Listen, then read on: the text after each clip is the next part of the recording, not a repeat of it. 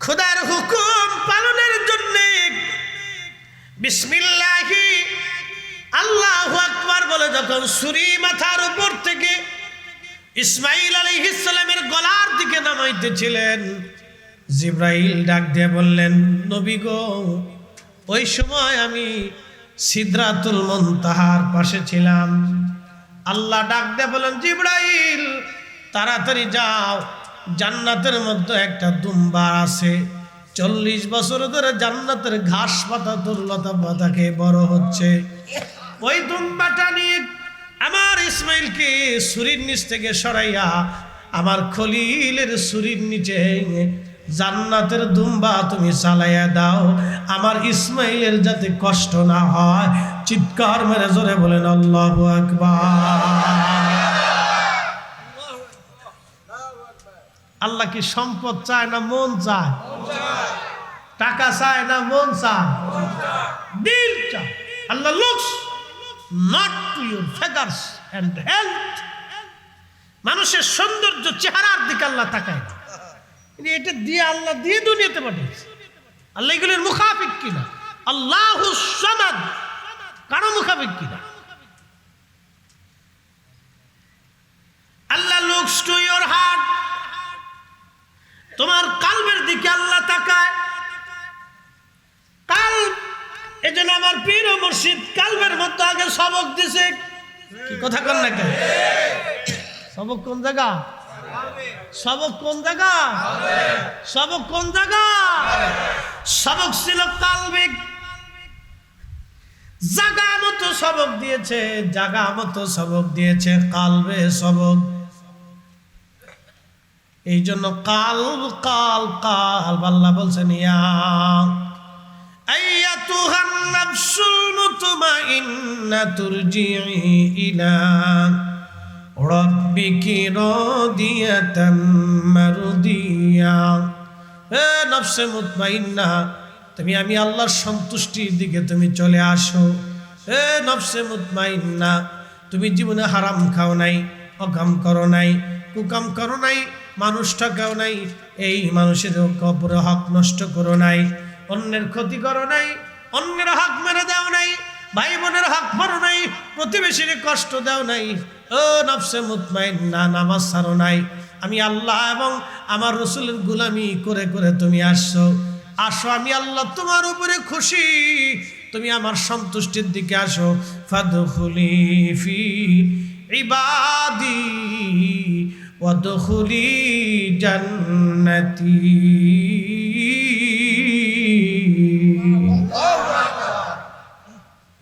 তুমি আমি আল্লাহর সন্তুষ্টির দিকে আসো, আমার জান্নাতে চলে আসো, আমার জান্নাতে চলে আসো। এজন্য ওলিদের ইন্তেকালের পরে তাদের কবর রওজা হয়ে যায়। আল্লাহু আকবার। ওলিদের ইন্তেকালের পরে কবর কি হয়? রওজা হয়ে যায়, জান্নাতের বাগান হয়ে যায়। আল কবরু রওজাতুম মিন রিয়াজিল জান্নাহ। আমার দেশে একদল আছে বুকে হাত বেঁধে নামাজ পড়ে, ওরা বলে যে নবীর কবরকে কবর বলতে হবে, রওজা বলা হারাম। যারা নবীর কবরকে রওজা বলতে চায় না, ওরাই বর্তমান ইহুদিদের দালাল। প্রিয় মেঘনাবাসী, খুব মনোযোগ দিয়ে শুনে যাবেন। হযরত ইসমাঈল আলাইহিস সালাতু ওয়াস সালামকে ওই মিনা প্রান্তরে কুরবানির জায়গা নিয়ে গেলেন। নীরব নির্জন, পৃথিবীর কোনো মানুষ সেদিন আর ছিল না।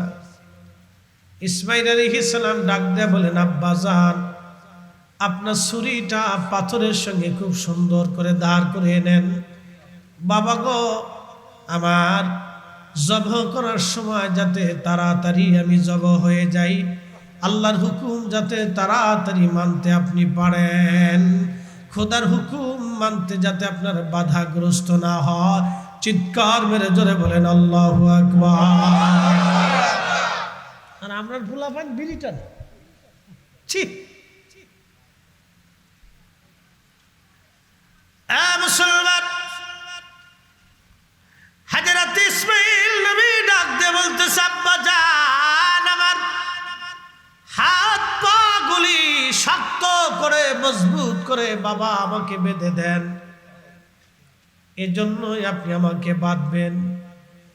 যখন আপনি জবাই করবেন আমার হাত পা গুলি ছটফট করতে থাকবে, খোদার হুকুম মানতে আপনার অসুবিধা হতে পারে, সেই জন্য মজবুত করে আমার হাত পা গুলি বেঁধে দিবে। আব্বা গো, আমারে উপর করে শোয়াইবেন, কারণ আমার চেহারার দিকে তাকাইলে আপনার মায়া লাগতে পারে। কুরবানি কি ভালো করে বুঝে যান। ভেবেছি শুধু গরু একটা মস্ত বড় নাম ধরে 5 লাখ টাকার গরু ফেলাই দিলেই কুরবানি হয়ে যায়। ওই অনেকে আছে সুদের টাকা দিয়ে গরু কিনে, ঘুষের টাকা দিয়ে কুরবানির গরু কিনে, অন্যের জমিন সম্পদ মাইরে দিয়ে টাকা দিয়া গরু কিনে, জনগণের অর্থ মাইরে দিয়া গরু কিনে, যারা 5 লাখ টাকার গরু জবাই দিয়া কুরবানি দেখাইতেছে, ওই গরু জবাই করা আর শুয়ের জবাই করার মধ্যে তফাৎ নাই। কথা কর না কেন? কষ্ট হইতেছে? উচিত কথায় মাই বেজার। কুরবানি তো দিবেন, এটা আল্লাহর ইবাদত, তো হালালটা দিতে হবে। 1 টাকাও যদি হারাম থাকে গরুর ভিতরে, তো কুরবানি হবে না। খুবই ইখলাসের সাথে কুরবানি দিতে হবে আপনাকে, একনিষ্ঠতার সাথে কুরবানি দেওয়া লাগবে আপনাকে। অন্যের সম্পদ মেরে দিয়া, অন্যের হক মেরে দিয়া, অন্যের টাকা মেরে দিয়া, অন্যের জমিন মেরে দিয়া, গরিব মানুষের হক মেরে দিয়া যত বড়ই গরু কুরবানি করেন না কেন, গরুই জবাই হবে বাবা, কুরবানি আদায় হবে না। ওই গরুর গোশত যেমন হারাম, শুয়োরের গোশত একই রকম হারাম, কোনো তফাৎ নাই। বুঝলে বুঝ পাতা, না বুঝলে তেজপাতা। মানলে আল্লাহ পেয়ে যাবেন, না মানলে খারা জাহান্নামে চলে যাবেন। আল্লাহরও কিছু আসে যায় না। আপনি যে সন্তানের জন্য হারাম খাবেন, ওই সন্তান আপনার কবরে 4 পয়সাও কাজে লাগবে না। 100 কোটি টাকার মালিক হলেন আপনি, আর সুন্দর করে আলিশান প্রাসাদ বাড়ি বানাইলেন, স্ত্রীকে যদি ডাক দেয় বলেন, বিবি রে আমি আরেকটা বিয়ে করতে চাই, তুমি অনুমতি দাও। স্ত্রী বলবে, গোলামের পুত, প্রয়োজন বোধে তোরে একবারে গলা কেটে তোর মাথা আলাদা করে ফেলে দিব, তো অন্য বেডি আমার ঘরে আমি আনতে দেব না। যে স্ত্রীর জন্য সুদার ঘুষ খাইলেন, সেই স্ত্রীর দুনিয়ায় আর এক বউ মানে না। হাসরের ময়দানে ওই বিবি দিয়ে 4 পয়সাও কাজে লাগবে না। দাদা কত খারাপ করছি, জায়গা তো মেরে দিচ্ছি, বেটি দাদা হয়ে গেছে, বেটিরা বেজার কি করলে আজকে। হ্যাঁ, আপনি হারাম উপার্জন করে আইনে স্ত্রীকে দিয়ে আলিশান বাড়ি বানাই দিয়ে বলেন আরেকটা বিয়ে করবো, মানবে না। যে দুনিয়াতে মানে না, সে কবরে কি উপকার করবে আপনার? হাসরের ময়দানে আপনার গুনাহের ভাগী সে নেবে না। এই কথা কর না কেন? এই জন্য সন্তান ও স্ত্রীর মহব্বত পড়ে কেউ যদি অন্যায় করে, বুঝতে হবে সেই অন্যায়ের জন্য নিজের খেসারত নিজেকে দিতে হবে। এর মতো বোকা, এর মতো বলদ, এর মতো নিকৃষ্ট পৃথিবীতে কেউ হতে পারে না। প্রিয় মুসলমান মেঘনাবাসী, কথাগুলি বুঝে নেওয়াটা জরুরি। হযরত ইব্রাহিম খলিলুল্লাহকে সন্তান ইসমাইল আলাইহিস সালাম বলতেছিলেন, আব্বাজান আপনি যখন জবাই দিবেন তখন আপনার চোখ ভালো করে কাপড় দিয়ে আপনি বেঁধে নেবেন, কারণ আপনি আমার চেহারার দিকে তাকাইলে আপনার মায়া লাগতে পারে। আব্বা গো, আপনার আমার চেহারার দিকে তাকাইলে আপনার মায়া হতে পারে, কারণ আমি আপনার একমাত্র সন্তান। আপনার চোখগুলি সুন্দর করে ভালো করে বেঁধে নেন আব্বা যান। হযরত ইব্রাহিম খলিলুল্লাহ ছুরি ভালো করে ধারাইলেন, সন্তানকে হাত পা গুলি মজবুত করে বাঁধলেন। আর নিজের চোখ ভালো করে কাপড় দিয়ে বেঁধে নিলেন।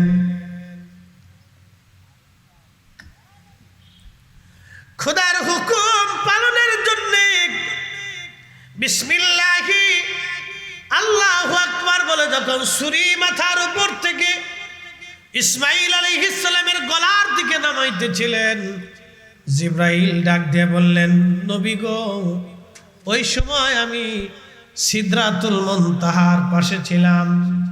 আল্লাহ ডাক দিয়ে বলেন, জিবরাইল তাড়াতাড়ি যাও, জান্নাতের মধ্যে একটা দুম্বা আছে, 40 বছর ধরে জান্নাতের ঘাস পাতা তরুলতা পাতা খেয়ে বড় হচ্ছে। ওই দুম্বাটা নিয়ে আমার ইসমাইলকে ছুরির নিচ থেকে সরাইয়া আমার খলিলের ছুরির নিচে জান্নাতের দুম্বা তুমি চালাইয়া দাও, আমার ইসমাইলের যাতে কষ্ট না হয়। চিৎকার মেরে জোরে বলেন আল্লাহু আকবার। আল্লাহ কি সম্পদ চায় না মন চায়? টাকা চায় না মন চায়? দিল চায়। আল্লাহ looks not to your figures and health। মানুষের সৌন্দর্য চেহারার দিকে আল্লাহ তাকায় না। এটা দিয়ে আল্লাহ দিয়ে দুনিয়াতে পাঠিয়েছে। আল্লাহ এগুলির মুখাফিক কিনা? আল্লাহু সামাদ, কারো মুখাফিক কিনা? আল্লাহ looks to your heart, তোমার কালবের দিকে আল্লাহ তাকায়। কালব, এজন্য আমার পীর ও মুর্শিদ কালবের মতো আগে সবক দিছে। কি কথা কন না কেন? সবক কোন জায়গা? সবক কোন জায়গা? সবক কোন জায়গা? সবক ছিল কালবিক, জায়গা মতো সবক দিয়েছে, জায়গা মতো সবক দিয়েছে কালবে সবক। এই জন্য কাল কাল কাল আল্লাহ বলছেন, ইয়া আইয়াতুহান নাফসুল মুতমাইন্না তুরজিই ইলা রাব্বিকি রাদিয়াতাম মারদিয়া। হে নফসে মুতমাইন্না, তুমি আমি আল্লাহর সন্তুষ্টির দিকে তুমি চলে আসো। হে নফসে মুতমাইন্না, তুমি জীবনে হারাম খাও নাই, অকাম করো নাই, কুকাম করো নাই, মানুষ ঠকাও নাই, এই মানুষের কবরে হক নষ্ট করো নাই, অন্যের ক্ষতি করো নাই, অন্যের হক মেরে দাও নাই, ভাই বোনের হক মারো নাই, প্রতিবেশীর কষ্ট দাও নাই। ও নফসে মুতমাইন্না, নামাজ ছাড়ো নাই। আমি আল্লাহ এবং আমার রাসূলের গোলামি করে করে তুমি আসছো। আসো, আমি আল্লাহ তোমার উপরে খুশি, তুমি আমার সন্তুষ্টির দিকে আসো। ফাদখুলি ফি ইবাদি ওয়াদখুলি জান্নাতি।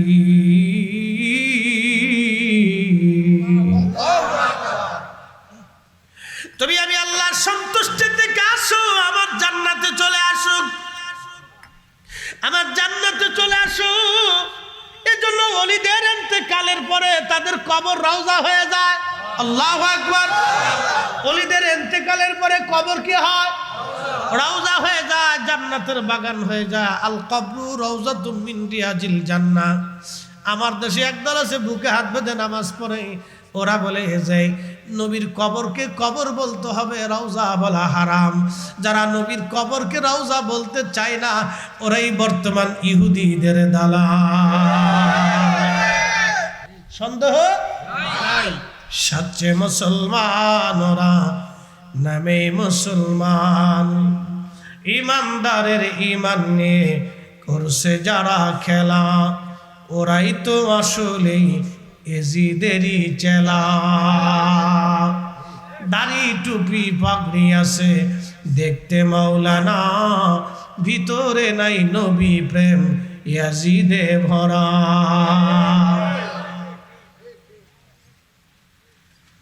একটু চিন্তা করেন তো, আমার নবীর উপরে কালেমা করার কারণে, নবীর সুন্নত মানার কারণে উম্মতের কবর যদি রওজা হয়, বুঝেন নাই? আবার বুঝেন। নবী মানার কারণে উম্মতের কবর যদি রওজা হয়, যারে মানলে উম্মতের কবর রওজা হয়, যারে ভালোবাসলে উম্মতের কবর রওজা হয়, যারে খুশি করলে আখিরাতে উম্মতের নাজাত হয়, যারে রাজি করলে উম্মতের কবর জান্নাতের বাগান হয়। যারে ভালোবাসলে উম্মতের কবর জান্নাতের বাগান হয়, তার কবর বলে রওজা না। এই কথা যারা বলবে তারা কোরআন বিদ্বেষী কথা বললো, আল্লাহর কালামের বিপরীত কথা বলার কারণে ওরা আর মুসলমানের জায়গা নাই, ওটা ইহুদির দালাল হয়ে গেছে। ইসরায়েলের দালাল, ইসরায়েলের দালাল। ও মুসলমান শুনে রাখেন, দাজ্জালের কাতারে কিন্তু মুসলমান সৈন্যরাও থাকবে। এটা মনে হয় জানেন না। দাজ্জালের প্রথম ফ্রন্টে থাকবে 70,000 ইহুদি, এরপরের ফ্রন্টে থাকবে মুসলমানরা। একদল নামধারী মুসলমানরা দাজ্জালের পক্ষ নিবে, আর সর্বপ্রথম দাজ্জালের পক্ষ নেবে ইহুদিরা। 70,000 ইহুদি দাজ্জালের প্রথম ফ্রন্টের সৈনিক থাকবে, এরপরেই মুসলমানরা থাকবে দাজ্জালের দ্বিতীয় ফ্রন্টের সৈনিক। এই দাজ্জালের পক্ষে তারা লড়াই করবে, আর ইমাম মাহাদির পক্ষে লড়াই যারা করবে তারা হবে অরিজিনাল মুসলমান, তারা খাঁটি মুসলমান, তারা অরিজিনাল মুসলমান। একবার জোরে বলা যাবে কি মারহাবা। দাজ্জালের পক্ষে যারা থাকবে তাদের নাম হবে সুফিয়ানি বাহিনী। মনে রেখেন, সুফিয়ানি বাহিনী, এরা মুসলমান থাকবে, নামাজও পড়বে, দাজ্জালের পক্ষে লড়াই করবে, ইমাম মাহাদির বিরুদ্ধে যুদ্ধ করবে। তারা সেই দিন আপনার শরীর শিহরে উঠবে কথা শুনবে।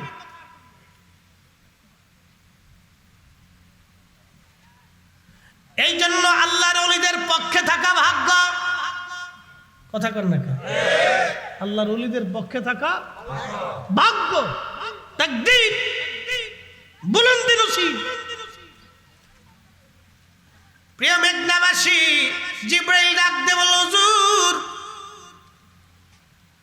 জান্নাতের ভিতর থেকে, সিদরাতুল মুনতাহা থেকে, জান্নাতের ভিতর থেকে দুম্বা নিয়ে দুনিয়ার বিনা প্রান্তরে ইব্রাহিম খলিলুল্লাহর ছুরি ইসমাইলের গলার আগে পড়ার আগে আল্লাহর জবিহুল্লাহ ইসমাইলকে সরাইয়া আমি খোদার খলিলের ছুরির নিচে দুম্বাখানা চালায় দিলাম।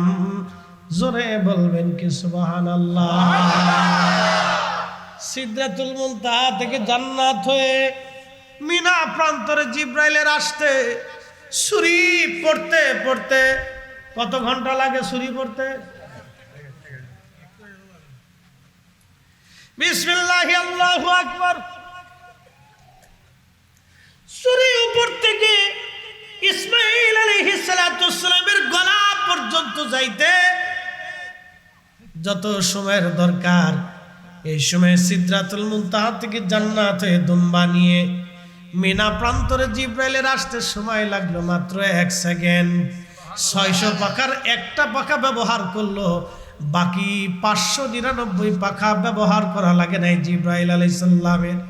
তাহলে সেই জিব্রাইল কত বড়, সেই জিব্রাইল কত বড় হতে পারে, তার আকৃতি কত বড়, আল্লাহ তারে কত শক্তিমান বানাইলেন। জিব্রাইলের যদি এত ক্ষমতা হয়, তাহলে যিনি বানাইলেন সেই মালিক আমার আল্লাহর ক্ষমতা কত হতে পারে। আর সেই মালিকের হাবিব বন্ধুদের রহমতের নবীর ক্ষমতা কত হতে পারে। আমার নবীর ক্ষমতা নিয়ে, আমার নবীর মুজিজা নিয়ে যারা প্রশ্ন তুলে, নবীর ক্ষমতাকে যারা ছোট করে দেখে, এইগুলো আব্দুল ওহাব নজদির 5 আটা গুলা।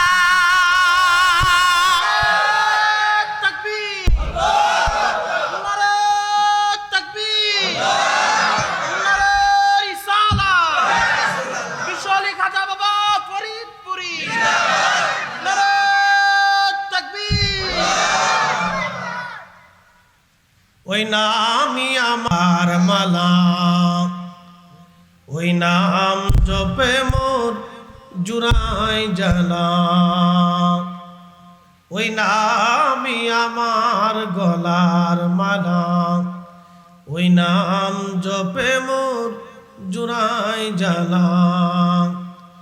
আমার সব ভুল হবে না পেলে ওই, আমার সব ভুল হবে না পেলে ওই চরণ তলে ঠাই,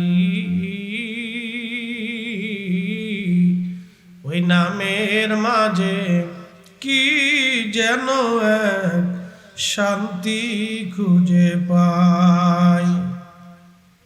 আমি বিভোর হয়ে রসুল নামের দুরুদ পড়ে যাই,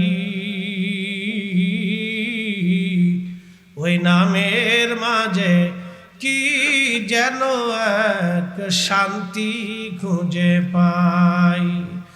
ওই নামের মাঝে কি যেন এক শান্তি খুঁজে পাই।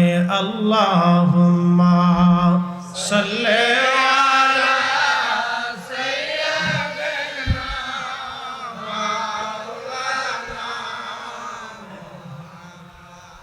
ওয়া আলা আলি সাইয়্যিদিনা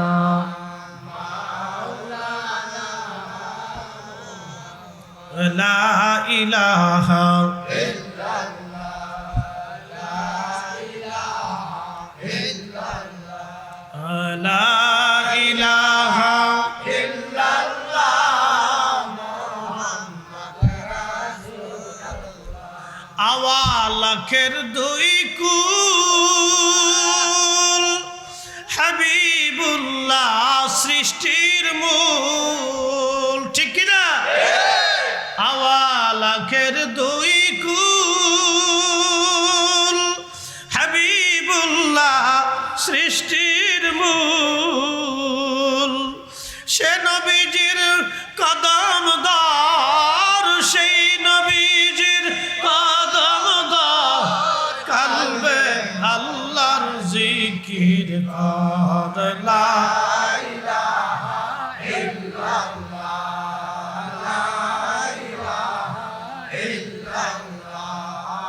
লা ইলাহা ইল্লাল্লাহ মুহাম্মাদুর রাসূলুল্লাহ সাল্লাল্লাহু আলাইহি ওয়াসাল্লাম।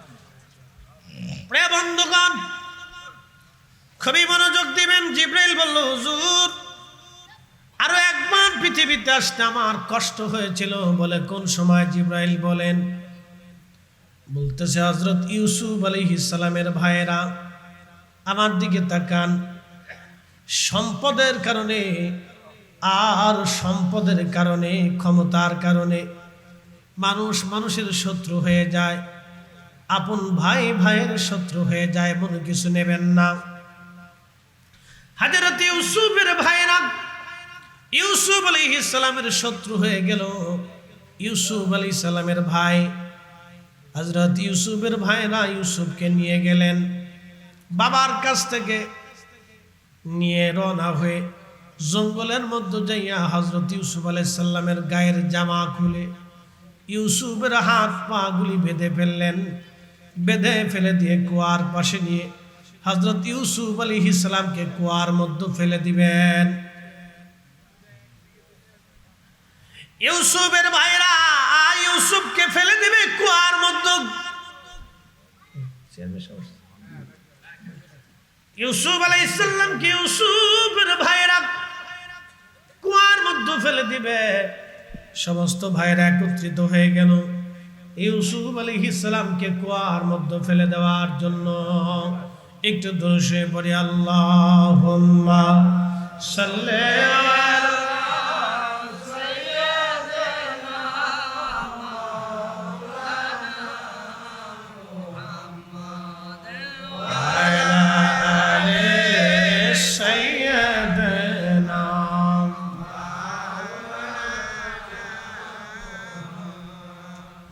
আমরা বলি আলহামদুলিল্লাহ।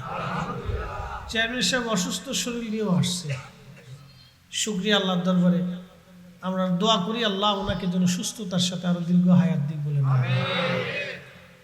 তো মূল আলোচনা আমরা বেশি দীর্ঘায়িত করব না, তো মনোযোগ দেন। ইউসুফ আলাইহিস সালামের ভাইরা ইউসুফের শত্রু হয়ে গেল। পিছনে কারণ কি? ইউসুফ আলাইহিস সালামের আব্বা ছিলেন ইয়াকুব আলাইহিস সালাম, ইয়াকুব আলাইহিস সালামের বাবা ছিলেন ইসহাক আলাইহিস সালাম, ইসহাক আলাইহিস সালামের বাবা ছিলেন ইব্রাহিম আলাইহিস সালাম। মনোযোগ দিন। ইব্রাহিমের সন্তান হযরতে ইসহাক, হযরতে খলিলুল্লাহর সন্তান হযরতে ইসহাক আলাইহিস সালাম, ইসহাক আলাইহিস সালামের ছেলে ইয়াকুব আলাইহিস সালাম। ইয়াকুব আলাইহিস সালামের ছেলের নাম ইউসুফ। হযরত ইউসুফ আলাইহিস সালামকে ইয়াকুব আলাইহিস সালাম ভালোবাসতেন বেশি। উনি ছোট ছিলেন, দেখতে খুবই সুন্দর ছিলেন, আল্লাহ তারে এত সুন্দর করে বানিয়েছিলেন। আর হযরত ইউসুফ আলাইহিস সালামের মা অনেক সুন্দর ছিলেন, আর বেশি সুন্দর ছিলেন ইউসুফ আলাইহিস সালামের দাদা হযরত ইসহাক আলাইহিস সালাম। ইসহাক আলাইহিস সালামের মা হযরতে সারা, হযরতে সারার সন্তান ইসহাক। আর হযরতে সারা ছিলেন এত সুন্দর নারী জাতির মধ্যে, হযরত সারার মতো এত সুন্দর নারী দুনিয়াতে কোনো মা জন্ম দিতে পারে নাই। জোরে বলবেন কি সুবহানাল্লাহ। রক্তের একটা তাসির আছে, বলে দিয়েছে আজকে। ওই যে দেখবেন কিছু লোক আলেম হইছে কিন্তু রাসূলের সাথে বেয়াদবি করে, শানে রিসালাতকে ছোট করে দেখেন কিন্তু মাদ্রাসায় পড়ছে, এগুলো জন্মের ভেজাল আছে। মন খারাপ করেন না, আমি একবারে ডাইরেক্ট অ্যাকশন মেরে দিয়েছি। জায়গায় দোষ আছে, জায়গায় দোষ না হলে রাসূলের শানে এত বড় বাজে কথা বলতে পারে কেউ? হ্যাঁ, জায়গার সমস্যা। হযরত ইউসুফ আলাইহিস সালামের বাবা ইয়াকুব, ইয়াকুবের বাবা ইসহাক, ইসহাকের মা হযরত সারা হারানের রাজকুমারী ছিলেন তিনি। পৃথিবীতে কোনো মা এত সুন্দরী নারী আর জন্ম দিতে পারে নাই। এই জন্য ফিলিস্তিনিদেরকে দেখবেন, ওরা অনেক সুন্দর। ফিলিস্তিনিদেরকে আল্লাহ প্রাকৃতিকভাবে সুন্দর বানিয়েছে। ফিলিস্তিনের বাচ্চাদেরকে দেখবেন একবার পুতুলের মতো দেখা যায়, খুব সুন্দর, ক্ষুধার্ত, না খেয়ে রয়েছে, তারপর আল্লাহ সৌন্দর্য দিয়ে রেখেছে। দেখে যুদ্ধ বিগ্রহ, ঘর নাই, বাড়ি নাই, ঘুম নাই, তারপরও সুন্দর। আল্লাহু আকবার, এটা আল্লাহর দয়া। রক্তের তাসির আছে, ব্লাড কানেকশনটা খুব মজবুত। দেখবেন জন্মগতভাবে বংশীয় সন্তান যারা, তারা চুরি করে না। কথা কর না, যারা বংশীয়, বংশ বুঝছেন, বাপ দাদারা খুব শরীফ ছিল, খুব ভদ্র ছিল, আবেগ ছিল, তাদের সন্তানরা চোর ডাকাত হয় না। তারা চিন্তা করে আমার দাদা সম্ভ্রান্ত পরিবারের ছিলেন, বংশীয় ছিলেন, সোনামলা ছিলেন, অভাব যদিও আসে তারপরে তারা 2 নম্বরিতে সম্পৃক্ত হয় না। এটা ব্লাডের তাসির, রক্তের তাসির। যেই বংশে ওলির জন্ম হয় 100 বছর পরে ওই বংশে ওলির জন্ম হয়। যেই বংশে ওলির জন্ম হয় 100 বছর পরে ওই বংশে ওলির জন্ম হয়। বন্ধু খুব মনোযোগ দিবেন। হযরত ইউসুফ এত সুন্দর ছিলেন, আল্লাহ তার এত সৌন্দর্য করে বানিয়েছিলেন, যেই দেখতো ইউসুফের দিকে এক নজরে তাকায় থাকতো যে মানুষ এত সুন্দর কি করে হয়। আল্লাহর নবী বলতেন আনা মারিহুন ওয়া আখি ইউসুফু সাবিহুন, আমি লাল সুন্দর আর আমার ভাই ইউসুফ হলো সাদা সুন্দর। হযরত ইউসুফ এত সুন্দর, বাবা তারে খুব আদর করে। ইয়াকুব তো নবী ছিলেন, ইউসুফ নবী হবে, আল্লাহর পক্ষ থেকে পয়গাম আসছে। ইউসুফরে আলাদা আলাদা করে আদর করে। বাকি 10 ভাই এই দৃশ্যখানা আর ভালো লাগে নাই। তারা চিন্তা করলো না, ইউসুফরে আর রাখা যাবে না।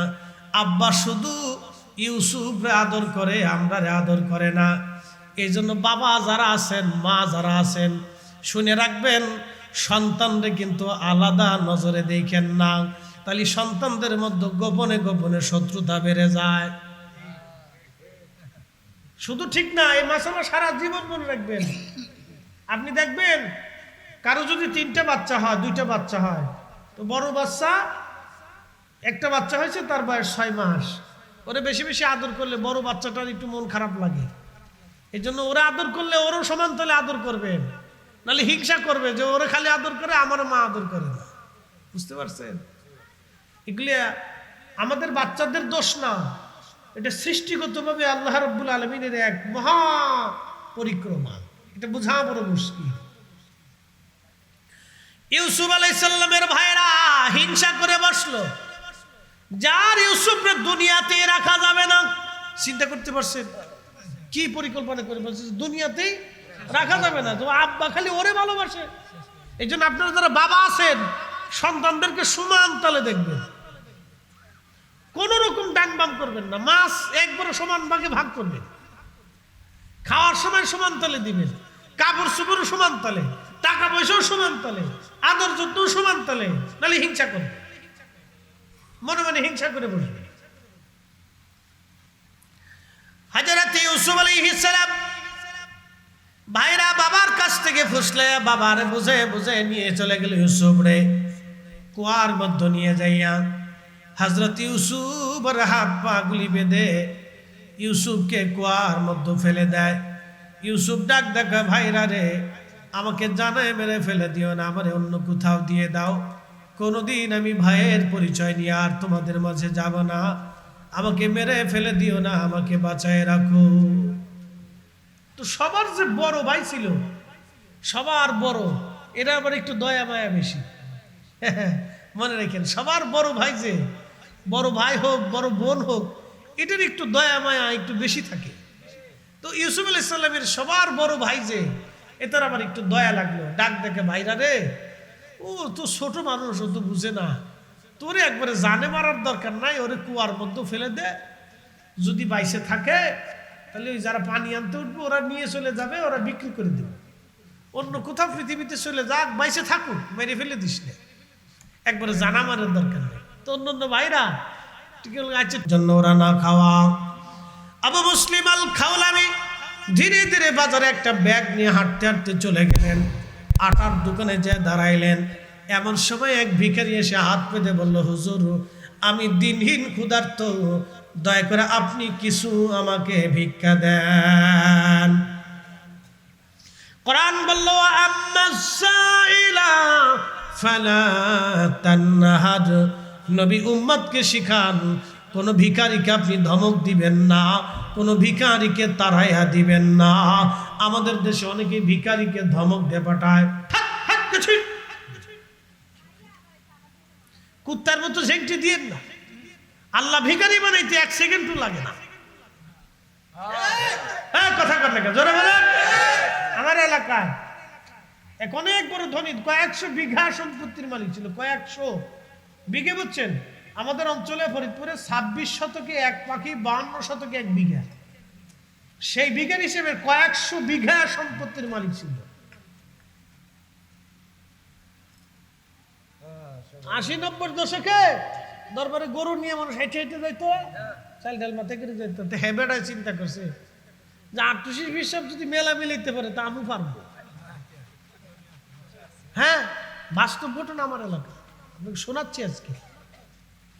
কামও মিলাইতে পারে। তো বেড়া করছে কি, গরু 2 সাইডে মাইরে দিয়ে বাস মাহফিল সাজাই দিয়ে বিরাট বড় মেলা মিলিয়ে ফেলছে। 4-5 বছর ধরে খুব জমা জমছে। এ মনে করছে আমি খুব জিতে গেছি, বিরাট জিতছি। সে যদি এমনি মাহফিল করে তা অসুবিধা নেই, কিন্তু সে আল্লাহর ওলির সাথে পাল্লা দিতেছে। কি দিতেছে? কথা কর না, কি দিতেছে? আমরা কিছু মুফতি সাহেবরাও পাল্লা দিবার চাই। শিরিক বিদআত আছে, শিরিক বিদআত বের হয়ে যাবে না সময় মতো, দেখবে। মনোযোগ দেন। তো পাল্লা দিতেছে লোকটা, সে যদি এমনি করে তো অসুবিধা নেই, কিন্তু পাল্লা দিচ্ছে যে উনি যদি পারে তা আমি পারতাম না কেন। তো 5-7 বছর খুব মিলিল, গরু টরু দিয়ে বস বিরাট বড় মজমা মিলিয়ে ফেলছে। আল্লাহ যে সময় ধরে, শোনেন, আল্লাহ যখন মানুষের কাছ থেকে কেড়ে নেয়, সে চারদিকে শুধু অন্ধকার দেখে। যাওয়ার সময় লাগে না, এটা শুধু চলে যায়, ধরে রাখতে পারে না। আল্লাহ যখন আপনার কাছ থেকে কেড়ে নিবে, আপনি ধরে রাখতে পারবেন না, শুধু চলে যাবে। কয়েক বছরের ভিতরে কয়েকশো বিঘা সম্পত্তি বেচতে বেচতে বেচতে বেচতে ভিখারি হইয়া আমাদের কানাইপুর স্ট্যান্ডে ভিক্ষা করত আমাদের এলাকায়। ভিক্ষা করতে করতে গাড়ির নিচে পড়ে মরে গেল, শেষ। ওলির সাথে পাল্লা দিলে যাহা ওয়াইনসালানি লাউতিয়ান্নাহু ওয়ালাইস্তাদানি লাউইদান্নাহু। মালিক বলেছেন আমার এই সমস্ত আমার মাশুকগুলি, আমার আশিকগুলি, আমার পাগলগুলি যারা আমি আল্লাহকে খুশি করেছে, এরা যা চাবে আমার আসমানের দরজা তাদের জন্য খোলা থাকবে। চাইতে দেরি হবে, আমি রাবের আসমান থেকে যেতে দেরি হবে না। একসাথে বলা যাবে আল্লাহু আকবার। আবু মুসলিমের স্ত্রী বলতেছে আমি 3 পয়সা রুজি করছিলাম, নিয়ে যান। তো ভিখারি এসে কয় কিছু দেন। কোরআন বলছে ও আম্মা সাইলা ফালা তানহা, ভিখারিকে তারাই দিও না। আবু মুসলিম চিন্তা করতেছে 3টে পয়সা আছে, আর তো পয়সা করি না, তাও বউয়ের কামাই যদি ভিক্ষুকরে দিয়ে দিই বাজার সদে বাইত না নি, তা আজকে তুফান উঠবে না। চিন্তা করলো কিভাবে তাড়ানো যায়। ভিক্ষুকরে তো আর তাড়ানো যাচ্ছে না, নাও করা যাচ্ছে না। ওরা আবেদ ছিল, জাহিদ ছিল। উনি আস্তে করে আর এক দোকানে গেছে। তো কিছু ভিখারি আছে দেখবেন 5 ছাড়ে না, না দেওয়া পর্যন্ত খালি 5 ঘুরতে থাকে। তো এই ভিখারি ওইরকম ভিখারি 5 ঘুরতেছে, 5 ছাড়তেছে না। আজকে হযরত আবু মুসলিম আল খাওলামি অন্য দোকানে যাওয়ার পরে তিনি পিছে পিছে রওনা হলেন। ভিখারিও পিছে পিছে যায়, আবু মুসলিমের পাশে যায়, আবার বলল হুজুর আমার কিছু ভিক্ষা দেন। আবু মুসলিম চিন্তা করলো কোরআন বলেছে ভিখারিকে খালি শূন্য ফেরাই দিতে আল্লাহ নিষেধ করেছেন। 3টা পয়সা ভিখারিকে দিয়ে দিলেন, তিনি যাও। ভিখারি চলে গেল। চিন্তা করলেন হায় রে, বিবির পরিশ্রমের পয়সা 3টা পয়সা আমি দিয়ে দিলাম ভিখারিকে। আজকে যদি বাজার না নেই তাহলে স্ত্রী তো বেজার হবে, ঘরের মধ্যে যুদ্ধ বেঁধে যাবে। আজ কি করা যায়? আবু মুসলিম আল খাওলামি চিন্তা করলো সব ব্যবস্থার ফয়সালার মালিক আল্লাহ। উনি যে ব্যাগ আনছিল এই ব্যাগটা নিয়ে উনি বাজার থেকে বের হওয়ার সময় ওই যে কাটে দেখবেন কাঠের গুঁড়া সুরকি বের হয়, এই গুঁড়াগুলি ব্যাগের মধ্যে ঢুকাইছে।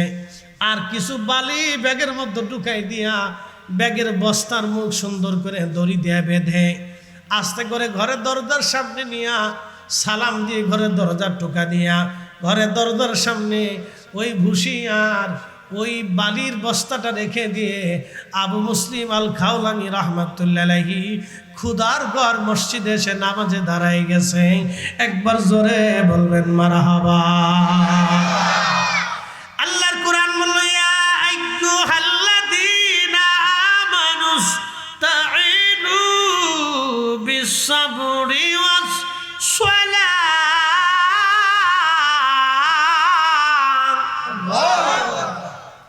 হে ঈমানদার, সালাত নামাজ এবং ধৈর্যের মাধ্যমে তুমি আমি আল্লাহর সাহায্য তুমি নাও, তুমি চাও।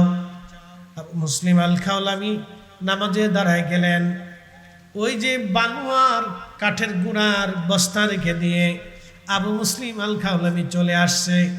জোহরের নামাজ পড়লেন, আসরের নামাজ পড়লেন, মাগরিবের নামাজ পড়লেন, এশার নামাজ পড়লেন। ইমাম জৌজি লিখতেছেন আবু মুসলিম বাড়ি যাইতে ভয় পায়, স্ত্রীর বালি দিয়ে আসলাম, কাঠের গুঁড়া দিয়ে আসলাম, এখন যদি বাড়ি যায় না জানি কি যুদ্ধ বাধাই দেয়। চিন্তা করে করে এশার নামাজের পরে বাড়ি গেলেন। দরজায় টোকা দিয়ে সালাম দিলেন। আহা, সালাম দেওয়ার সঙ্গে স্ত্রী দরজা খুলিয়া বলল স্বামী রে, কোথায় ছিলেন সারাদিন? আপনার জন্য সকালবেলা রুটি বানিয়ে বসে রয়েছি আমি। আবু আজকে সারাদিন খাই নাই, আপনি আসবেন তারপরে আমি খাবো। আপনার জন্য বসে রয়েছি রুটি বানাইয়া। আবু মুসলিম ডাক ডাকে বিবি রে, রুটি পাইলা কোথায়, আটা পাইলা কোথায়? কেন আটা পাবো না? আপনি তো নিজেই বস্তা ভরে আটা আমার বাড়ি দিয়ে গেছে। স্বামী এত মজার আটা জীবনে কোনোদিন আমি পাই নাই। এত দামি আটা, এত মজার আটা যেই দোকান থেকে আনছেন, আগামীকাল থেকে এই দোকানেই বাজার করবেন। এই দোকানের আটা খুব ভালো। আবু মুসলিম চোখের পানি ছেড়ে দেখা দেখা, হা বিবি রে, এই দোকানের আটাই মজার আটা। এই দোকানদারও বিরাট দোকানদার, এই মালিকও বিরাট মালিক। চিৎকার মেরে জোরে বলেন আল্লাহু আকবার। ওরে মানুষ বানাইছে আল্লাহ প্রেমের কারণে, মানুষ বানাইছে আল্লাহ প্রেমের কারণে। প্রেমের ডরি বান্দরে মদিনার শনে, হায়রে প্রেমের ডরি বান্দরে মদিনার শনে। আল্লাহ বানাইলেন কত জাতি, হইল না তার প্রেম প্রীতি। ঠিক না? আল্লাহ বানাইলেন কত জাতি, হইল না তার প্রেম প্রীতি। অবশেষে মানুষ বানায়, অবশেষে মানুষ বানায় প্রেমের কারণে। প্রেমের ডরি বান্দরে মদিনার শনে, হায়রে প্রেমের ডরি বান্দরে মুর্শিদের শনে। আল্লাহুম্মা সাল্লি আলা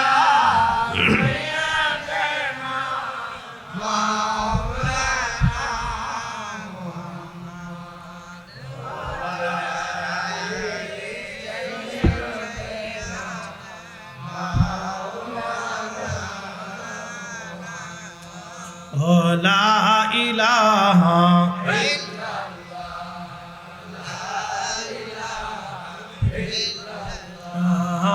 লা ইলাহা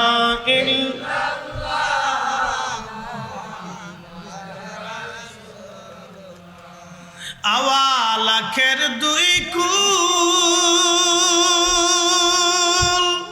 হাবিবুল্লাহ সৃষ্টির মূল। ঠিক কিনা? এই যে বুঝাইতেছি সৃষ্টির মূল নবী কেমনে হলাম। আল্লাহ বলেন ইন্নী ক্বালা ইন্নী আ'লামু মা লা তা'লামুন, আমি যা জানি তোমরা তা জানো না। কারণ এই মানব জাতির মধ্যে আল্লাহ আখিরি নবীরে পাঠাবে। এই নবীরে জিন জাতির মধ্যে আল্লাহ পাঠায় নাই, ফেরেশতাদের মধ্যে আল্লাহ পাঠায় নাই। এই নবীর আল্লাহ মানব জাতির মধ্যে পাঠাবে। এই জন্য মানব জাতির দাম আল্লাহর মাখলুকের মধ্যে বেড়ে গেছে। আমাদের নিজস্ব কোনো দাম নাই। আমরা মানব জাতি যত নিকৃষ্ট কাজ করি এটা কুত্তাও করে না। বুঝাই? শিশু ধর্ষিত হয়, একটা শিশু মেয়ে বাচ্চা পুরুষ কর্তৃক ধর্ষিত হয়। ঠিক, আহা, কত ঘৃণিত নিকৃষ্ট কাজ হতে পারে। একটা শিশু বাচ্চা ধর্ষক থেকে রক্ষা পায় না, শুধু ধর্ষণই করে না, তাকে হত্যাও করে। এটা মানুষ করে। জীবনে কোনোদিন দেখছেন কোন সাবালক কুত্তা কোন নাবালক কুত্তার সাথে মিলিত হয়ে ধর্ষণ করছে? কথা করলে কেন? করতে দেখছেন? গরু করেছে, ছাগল করেছে, এটা মানুষই করেছে।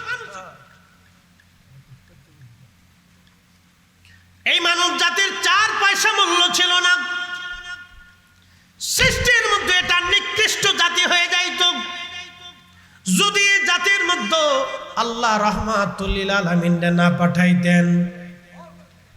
আহা, না না হয় না, আরো জোরে বলেন আল্লাহু আকবার। আমার নবী না আসলে এই মানব জাতির 4 পয়সা মূল্য ছিল না। ফেরেশতারা বলল, আল্লাহ এই জাতি বানানোর দরকার নাই, এরা দুনিয়াতে নিকৃষ্ট কাজ করবে। আল্লাহ বলেন, ইন্নী আ'লামু মা লা তা'লামুন, আমি যা জানি তোমরা তা জানো না। এই মানব জাতির ভিতরে আল্লাহ আখেরি নবী পাঠাবে। আখেরি নবী আদম সফিউল্লাহকে রব্বুল আলামিন জান্নাতের মধ্যে বানানোর পরে আদম শফিউল্লাহর সামনে আল্লাহ পাক আমাদেরকে উপস্থাপন করলেন। আমার আল্লাহ, সেদিন আপনি ছিলেন, আমি ছিলাম, আমরা সবাই সেদিন ছিলাম। মানে আমাদের রুহু যে ইঞ্জিন আমাদের ভিতরে আছে, খাসার ভিতর চিন পাখি কেমনে আসে যায়। এই যে ভিতরের যিনি রুহু, সেই দিন রুহের জগতে আমরা উপস্থিত আদম শফিউল্লাহর সামনে। আমরা সবাই উপস্থিত, কোটি কোটি কোটি কোটি রুহু আদম শফিউল্লাহর সামনে উপস্থিত। আল্লাহর নবী বাইহাকি দালাইলুন নবুয়াতে বিশুদ্ধ সনদ ইমাম বাইহাকি লিখতেছেন, আল্লাহর হাবিব ডাক দে বলেন, উম্মতরা রে, ফারানি নূরান সাতিয়ান ফি আসমালিহিম। আল্লাহ আমারে আদম নবীর সামনে উপস্থাপন করলেন উজ্জ্বলতম নূরওয়ালা, নূরওয়ালা, নূরওয়ালা। কিওয়ালা? জোরে বলেন কিওয়ালা। না না, আরো জোরে, ঘুমাবেন না, জোরে বলেন কিওয়ালা। কিওয়ালা? না না, একসাথে বলেন কিওয়ালা। ফারানি নূরান সাতিয়ান ফি আসফালিহিম, এক উজ্জ্বলতম নূরওয়ালা হিসেবে আল্লাহ দেখাইলেন। আদম আলাইহিস সালাম জিজ্ঞেস করলেন, ইয়া রাব মান হাদা? আল্লাহ এই নূরওয়ালাকে, এত চমৎকার নূরের অধিকারী এমন সন্তান তো আমার সন্তানদের মধ্যে আর কেউ নাই। এত বড় নূরওয়ালা কে? এই সন্তানটা কে? এই নূরওয়ালাকে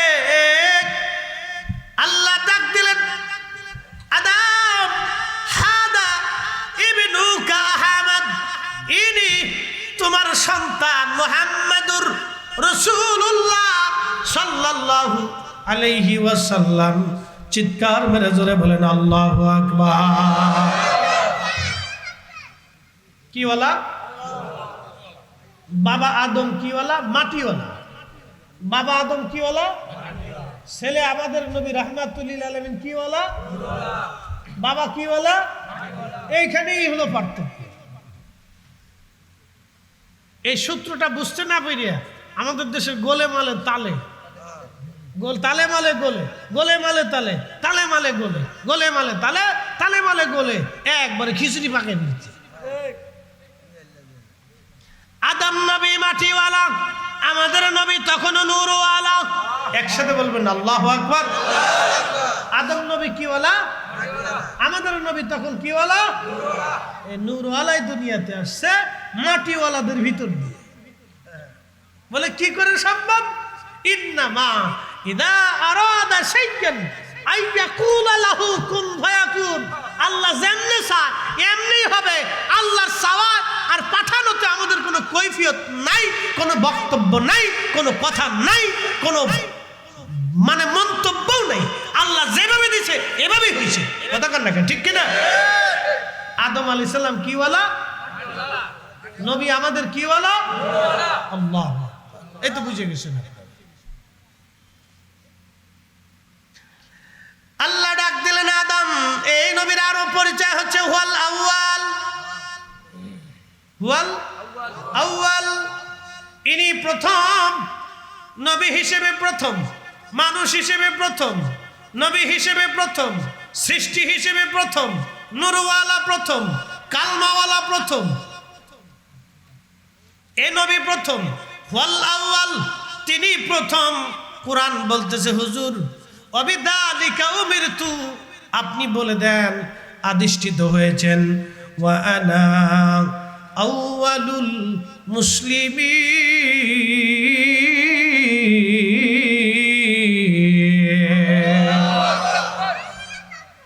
পাইলে নিরালাই গো নবী, পাইলে নিরালাই, বলেন পাইলে নিরালাই গো নবী, পাইলে নিরালাই।